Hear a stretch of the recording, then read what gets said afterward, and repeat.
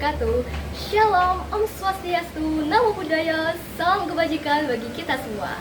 Hai teman-teman sekalian, kalian semua udah pada kenal aku belum? Kalau pada belum kenal, izinin aku buat perkenalan diri ya.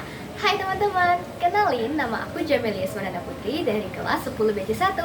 Nah, hari ini aku akan mewakili teman-temanku dari 10 BC1 untuk mendongeng kepada kalian semua. Hah? Mendongeng? Ya, bener banget. Hari ini Jamelia mau mendongeng nih ke kalian semua. Mendongeng tentang apa? Yaitu tentang Joko Tarub. Nah, Joko Tarub ini berasal dari daerah kita, yaitu Provinsi Jawa Tengah. Nah, bakal seperti apa ya kisahnya? Kalau gitu kalian semua harus dengerin aku bercerita ya. Yuk kita dengerin. Alkisah hiduplah seorang pemuda yang gagah berani juga tampan rupawan. Ia bernama Joko Tarub. Joko Tarub hidup di sepinggiran hutan. Joko Tarub memiliki hobi, yaitu berburu. Selain sebagai mengisi waktu luang, berburu juga dijadikan Joko Tarub sebagai tempat untuk bertahan hidup. Kemudian ketika Joko Tarub sedang bertahan itu, alias sedang berburu di dalam hutan, ia sedang mencari-cari mangsanya. Di manakah burung-burung itu? Kenapa tidak ada satupun burung yang muncul sehingga Joko Tarub tidak dapat berburu pada saat itu? Joko Tarub semakin dalam menyusuri hutan. Semakin masuk ia ke dalam hutan, namun naas tidak ada satupun burung yang bisa ia tembak. Kemudian, alih-alih menemukan seekor burung, Joko Tarub mendengar sayup-sayup senandung seorang perempuan yang sedang bernyanyi, yang kemudian diiringi dengan gemericik air. Joko Tarub mulai terbawa akan suasana dengan suara merdu dan senandung indah dari gemericik air. Kemudian Joko Tarub memutuskan untuk menelusuri dan mencari sumber dari suara indah tersebut.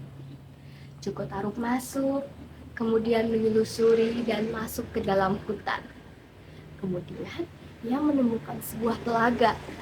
Di sana ada banyak bidadari yang tengah mandi. Joko Tarub akan sangat terpesona dengan kecantikan bidadari-bidadari tersebut.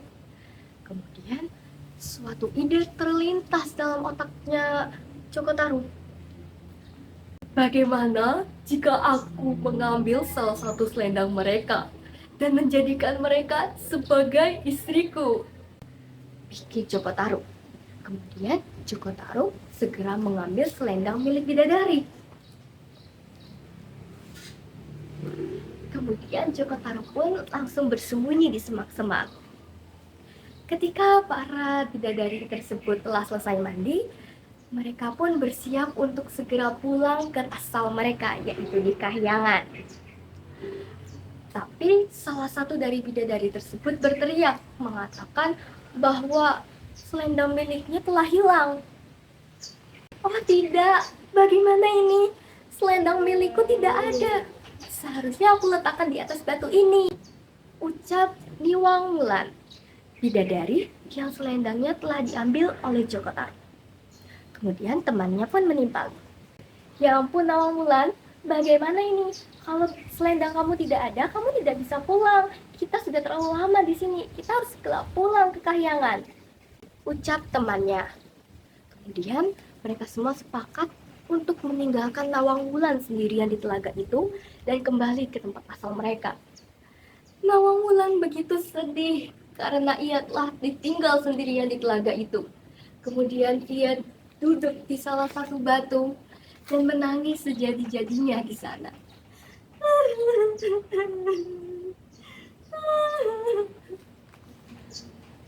Pahlawan akhirnya Joko Tarub pun datang menghampiri Nawang Wulan.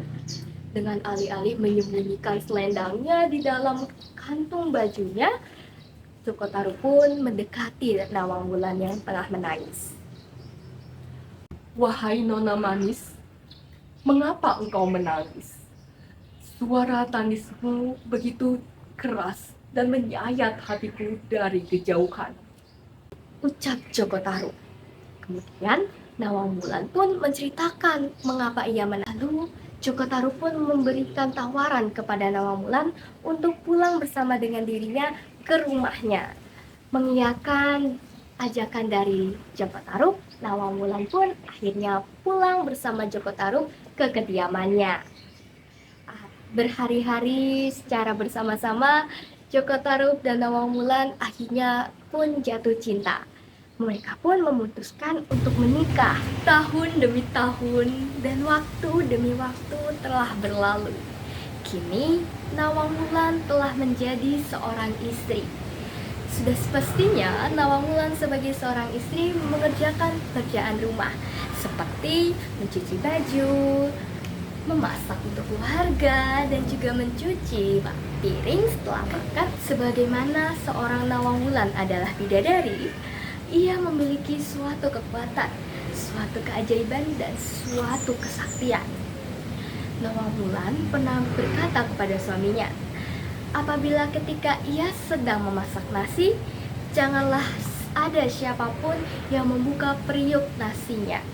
Karena apabila mereka membuka periuk nasi milik Nawamulan, maka kekuatan yang dimiliki oleh Nawamulan akan hilang dan lenyap.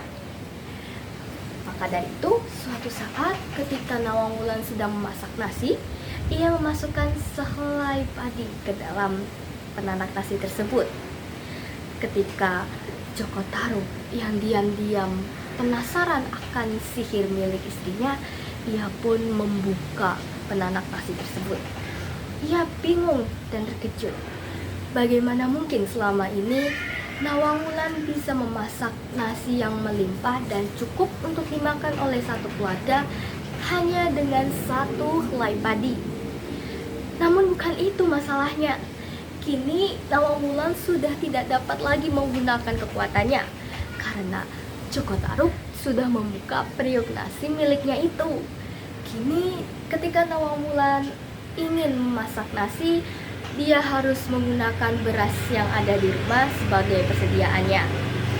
Nawamulan sudah tidak lagi dapat menggunakan kesaktiannya, dan kini beras terus terkuras dari persediaannya.